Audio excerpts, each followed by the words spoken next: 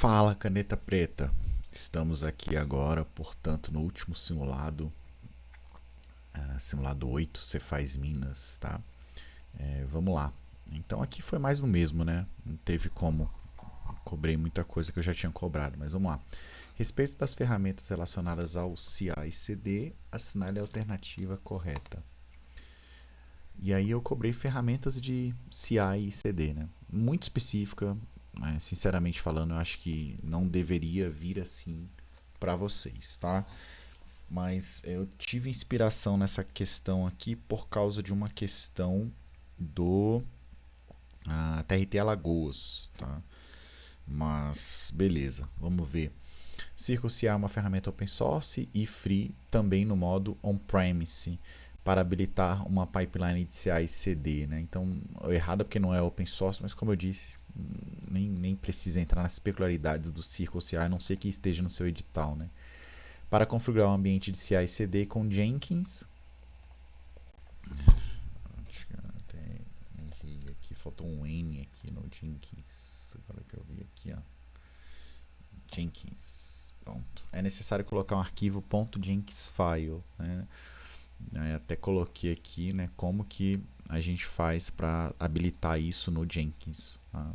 Olha lá, creating Jenkins file, não é .jenkins file, né? YAML. Na verdade, ele é um arquivo texto baseado em Groove. Tá? Se o GitHub Actions, por meio do arquivo .github workflow CI YAML, automatiza um fluxo de CI CD, é justamente isso, né? O GitHub Actions é uma ferramenta para trazer o CI CD para o GitHub, tá? Por isso o gabarito letra C. A letra D, vamos lá. A letra D, o GitLab, diferentemente do GitHub, possui uma estrutura de deployment automatizada baseada em arquivos XML, né? Na verdade é YAML. E a letra E talvez seja mais interessante assim, porque traz uma ferramenta relativamente nova, né? Que é o Tekton. Uma desvantagem de usar o Tekton é que ele não roda nativamente no Kubernetes. Na verdade, é justamente uma vantagem do Tekton, tá? E aí eu trouxe as questões que já cobraram isso, né? Deixa eu abrir aqui. Essa aqui caiu no Tribunal de Justiça do Estado do Ceará, né? Falando justamente sobre o CI/CD, né? Como que ele pode entrar nas peculiaridades, né? Aqui cobrando uma questão relativamente simples do GitLab CI e uma outra aqui do Tribunal de Justiça do Estado do Ceará também, perguntando sobre as ferramentas que fazem, né, o CI/CD e diferença delas. Tá? Aqui, ó, GitHub Actions aqui, foi daqui que eu fui fazer essa questão, tá? Qual comando deve ser usado em um ambiente Linux para configurar o Docker no modo debug? Pô, questãozinha do mal, né? Porque aqui você tem que saber no ambiente Linux onde fica um daemon JSON. Né? Então, o gabarito aqui é a letra D. Então, questãozinha bem foda de documentação. Né? Então, olha lá, ó. To configure the Docker daemon using JSON file, create a file em /etc /docker daemon JSON. Tá? Que foi justamente o gabarito da questão aqui e habilitar o debug nele. Né? É uma questãozinha do mal mesmo, mas é um tipo de questão de banca, né? Infelizmente, de vez em quando aparece esse tipo de questão assim. Né? E a gente tem que só sentar e chorar. Né? Respeito da arquitetura e componentes do Kubernetes, marca a alternativa que define corretamente o conceito de kubeprox. Então, aquele esquema de arquitetura de Kubernetes, né? Para vocês, essa questão aqui, como eu sempre falo, né? Dá uma decorada nesses elementos aqui. E, obviamente, né, isso aqui já foi questão de concurso, né? Como essa aqui, né? A camada de gerenciamento possui o etcd e tal, caiu lá no SERP pelo CESP, tá? Então, a questãozinha aqui de componentes que vira e mexe é cobrada, né? Questão 4, um auditor da Cefaz Minas, após ter identificado uma vulnerabilidade da aplicação, garantiu que todas as falhas de login, controle de acesso e validação de entrada de dados fossem logadas com um contexto suficiente para identificar suspeitos e contas maliciosas e dar informações relevantes para o futuro da análise forense. Essa forma de prevenção é referente a qual vulnerabilidade presente no top 10 do WSP. Então, o que ele está fazendo? Ó, identificar uma vulnerabilidade na aplicação, garantiu que todas as falhas de login, controle de acesso e validação de entradas fossem logadas. né? Então, lá no OWASP, a gente tem que saber a definição do top 10. Eu decoraria o top 10, né? Inclusive a ordem deles. Eu decoraria as formas de ataque e eu decoraria as formas de prevenção. Pronto, eu iria para uma prova de OWSAP com isso, né? Então, é o número 9 lá, o Security Login Monitor Failures, tá? Esse tipo de questão aqui, muito cobrada, tá? Questão bem difícil, mas precisa saber porque já caiu muito nos concursos recentemente, tá? Questão de NoSQL e teorema CAP. Vamos lá, a respeito de NoSQL e teorema CAP, assinale a alternativa correta, né? Então, consistência, viabilidade e partition tolerance, né? Por isso que já vamos colocar aqui a letra 1, né? A número 1 como errada, né? Porque ele está falando que o P é de persistence, errado, né? O teorema CAP atualmente pode te levar a conclusões erradas, haja vista que as partições são raras. Logo, há pouca razão para perder consistência e disponibilidade quando o sistema não é particionado.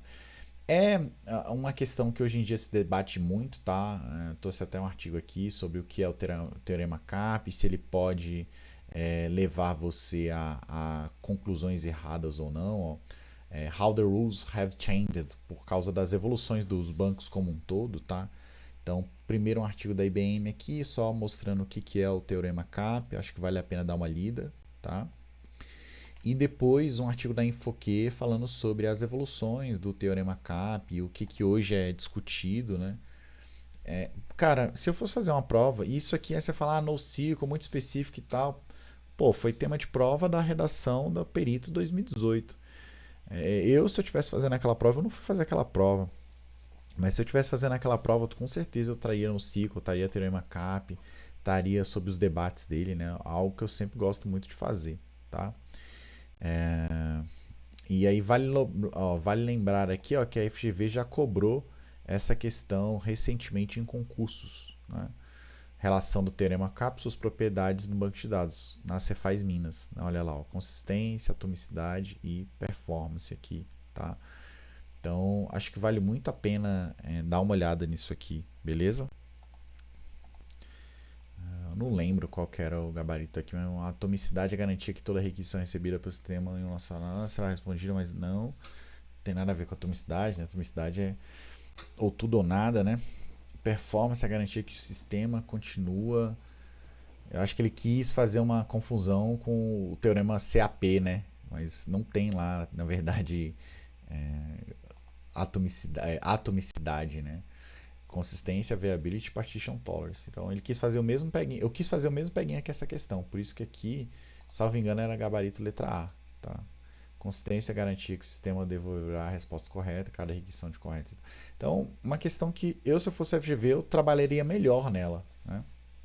Que foi o que eu quis trazer aqui. Primeiro, uma questão estilo FGV, que foi o que ela cobrou ali. Depois, indo um pouco mais a fundo, discutindo sobre a viabilidade ou não do teorema CAP. E no terceiro aqui, discutindo sobre o ACID e o BASE. Né? ACID em bases transacionais e o BASE em bases NoSQL. Né?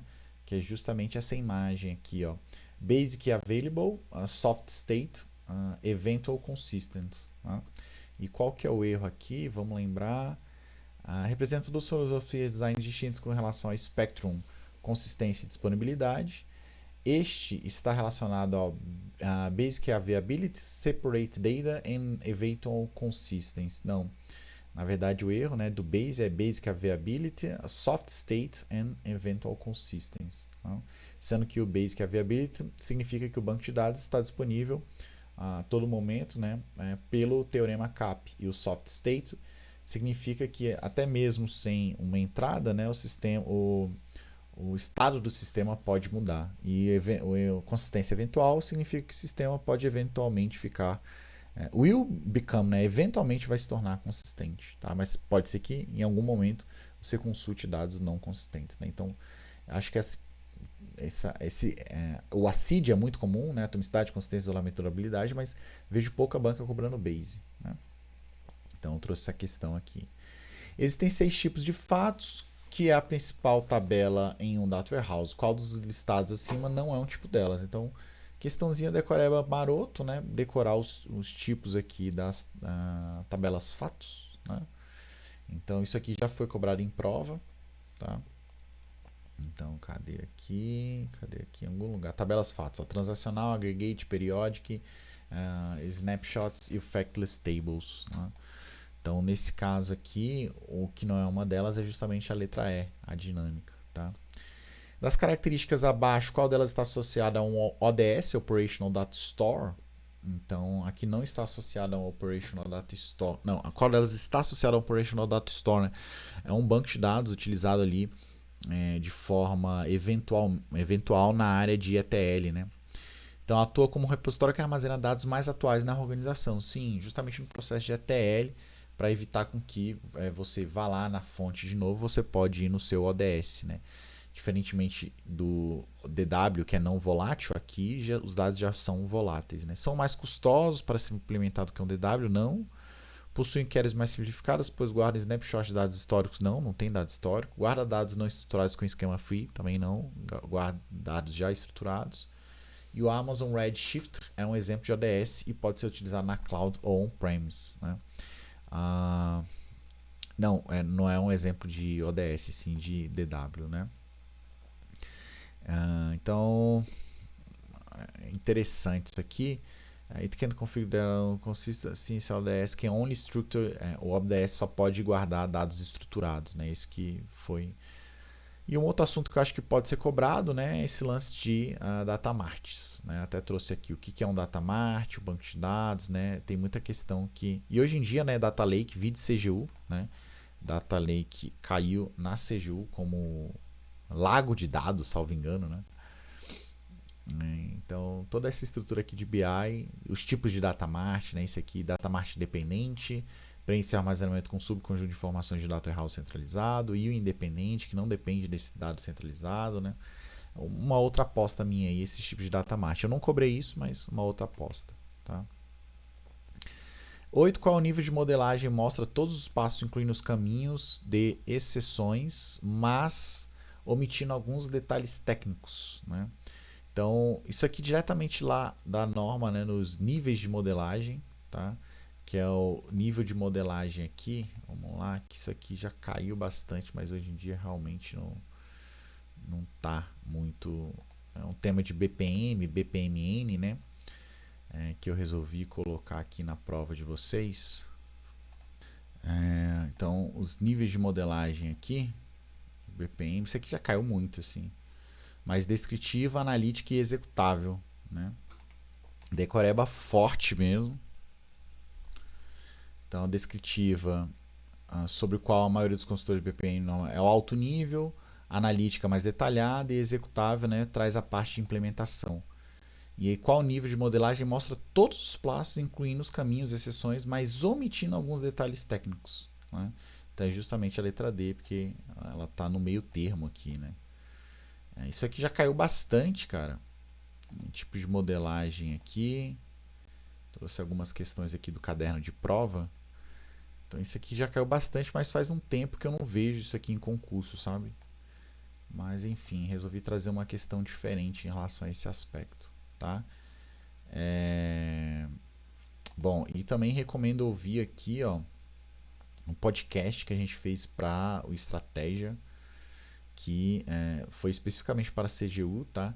Mas eu falei de vários pontos que vão cair ali na prova de vocês, tá? Eu acho que é importante vocês darem uma olhada lá, que eu fiz um bom resumo rápido de algumas coisas, beleza?